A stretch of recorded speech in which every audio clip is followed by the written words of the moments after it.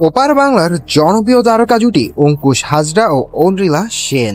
এই জুটিকে সবসময় রোমান্স এবং অ্যাকশন সিনেমায় দেখা যায়, তবে প্রথমবারের মতো তারা দর্শকদের সামনে হাজির হচ্ছেন ভৌতিক সিনেমা নিয়ে।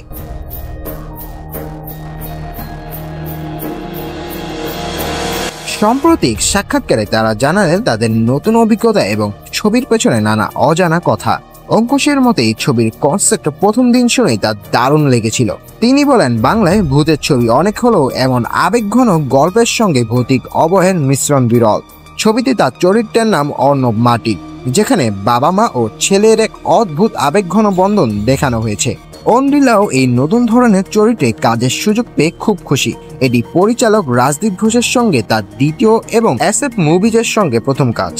সিনেমাটির প্রসঙ্গে তিনি বলেন, প্রথমে কিছুটা গা ছমছম অনুভূতি হলেও শুটিংয়ের অভিজ্ঞতা বেশ ভালো ছিল। ছবিটি নিছক ভয়ের নয়, বরং প্রতিটি চরিত্রের মধ্যকার গভীর মানসিক বন্ধনই এর মূল আকর্ষণ।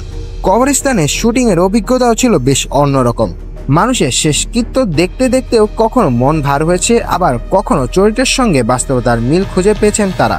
অন্দ্রিলা জানান, একবার না বুঝে তিনি একটি 8 বছরের বাচ্চার কবরের উপর বসেছিলেন, যা পরে জানতে পেরে তার এক অদ্ভুত অনুভূতি হয়।